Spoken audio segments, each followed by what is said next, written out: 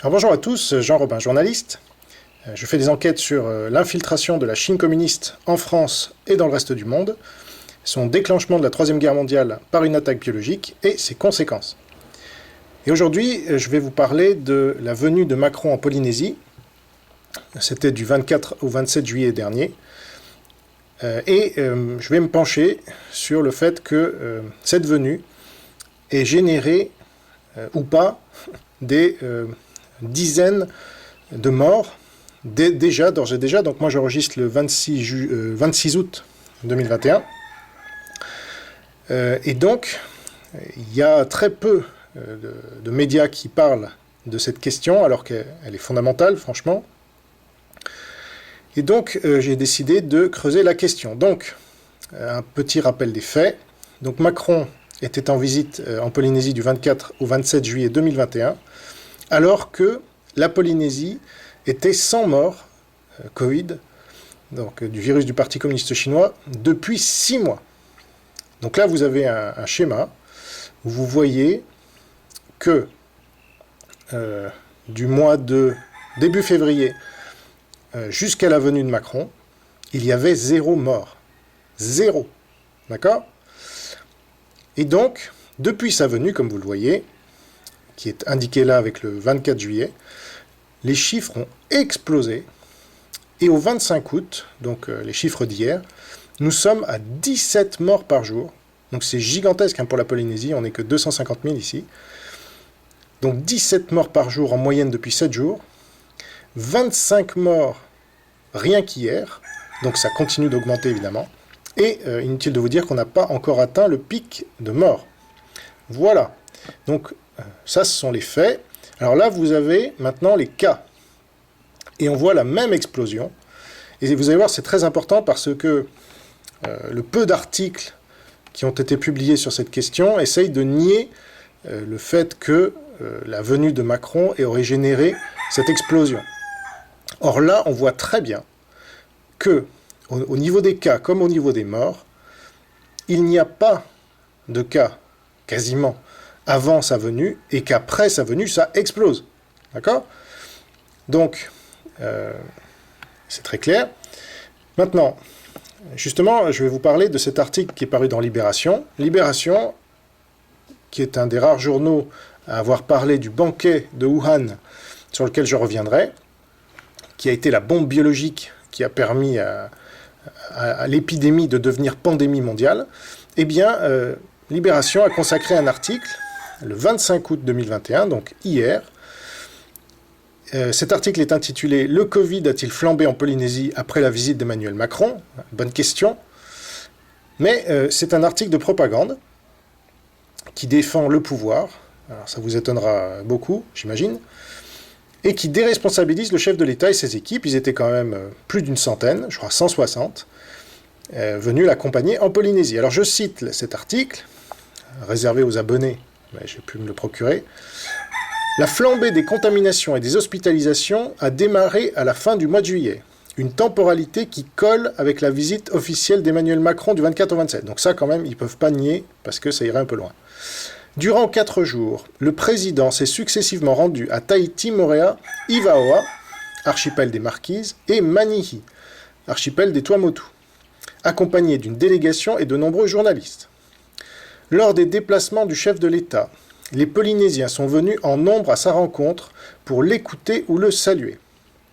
Le port du masque a été très largement respecté, la distanciation physique un peu moins. Pour autant, les prises de risque ont été minimisées. Donc ça, c'est de la propagande, vous voyez, parce que la prise de risque, pour qu'elle soit minime, il faut que Macron ne vienne pas et qu'il fasse une visioconférence, ce qui était tout à fait possible. Il n'y avait aucun besoin En plus, si on est pour la protection de l'environnement, affréter 4 avions pour aller en Polynésie et après un peu partout, c'est pas du tout écolo. Bref, donc je reprends l'article de Libé. Pour autant, les prises de risque ont été minimisées, assure l'Élysée auprès de Libération. Voilà. Je cite, « Toutes les personnes venues de métropole, ainsi que le président, ont strictement respecté le protocole sanitaire mis en place. Tout le monde a été testé avant le départ et à l'arrivée, et tout le monde était vacciné. Personne n'était porteur du virus. » Donc, première chose, pourquoi est-ce qu'il faudrait croire des gens qui nous ont menti des milliers de fois depuis le début de cette crise? Moi, je vous pose la question. Et de deux, l'article ne rappelle pas que les vaccinés peuvent très bien être porteurs du virus et le transmettre. LCI indiquait ainsi le 2 août 2021. C'est vrai que pour le Delta, la charge virale est comparable à celle des non-vaccinés. Donc ça, c'est avéré. Mais ça concerne les 10% de personnes qui ont été en échec du vaccin, souligne un virologue. Ça ne remet pas en cause le fait que 90% des personnes qui ont été vaccinées ne vont pas être contaminantes, ne vont pas transmettre le virus. Donc, Macron et ses équipes savaient parfaitement qu'ils pouvaient transmettre le virus, et pourtant ils sont venus quand même. Bon, c'est là le crime, si vous voulez. Et l'article de Libé continue à y regarder de plus près. Les chiffres de la direction de la santé indiquent également que la hausse des contaminations et des hospitalisations a débuté dans une moindre mesure avant la visite présidentielle. Au 13 juillet, 8 cas étaient déclarés sur les dernières 24 heures. Voilà, 8 cas. On a eu ça les 6 mois précédents. Il y avait 0 mort et quelques cas. Donc ça n'a rien changé, c'est pas différent. Aucune hospitalisation à signaler. Voilà. 10 jours plus tard, 51 nouveaux cas étaient recensés, 8 personnes hospitalisées, dont 3 en réanimation. Quant au variant Delta, il a été identifié la première fois sur le territoire début juillet, introduit par un résident de retour de métropole. Testé positif à son arrivée à l'aéroport, il n'aurait pas respecté les 10 jours d'isolement requis et contaminé d'autres personnes. Mi-juillet, le variant avait déjà commencé à se diffuser et un cluster de 17 personnes était identifié à l'hôpital de Taoné à Tahiti. Donc je vous renvoie, je remets ici les schémas, les courbes, où tout est très clair. Donc Libération essaye de vous embrouiller là, et ne publie aucun de ces schémas, évidemment. Et puis, ces explications n'expliquent en rien l'explosion des cas, puis des morts, qui est due à des attroupements partout où Macron allait avec ses équipes, comme vous le voyez là. Donc, moi, encore une fois, ça me rappelle furieusement le banquet géant organisé le 18 janvier 2020 à Wuhan, avec 40 000 familles, donc plus de 100 000 personnes, qui mangeaient dans les mêmes plats, à l'effigie de Xi Jinping, alors que l'épidémie était déjà présente à Wuhan. Hein, c'est un fait dont Libération avait parlé d'ailleurs. Et ça, moi j'ai qualifié ça de bombe biologique qui, avec le festival de danse du 21 janvier 2020 à Wuhan, que j'ai révélé au monde, mais que aucun journaliste dans le monde n'a repris, voilà, eh bien, ce festival de danse qui a été maintenu, tout comme le banquet, ont permis au régime chinois d'infecter le monde entier. Ensuite, quand ils ont confiné Wuhan le 23 janvier, interdit aux Wuhanais d'aller ailleurs en Chine, mais qui les ont autorisés à aller ailleurs dans le monde. C'est comme ça que la pandémie s'est répandue.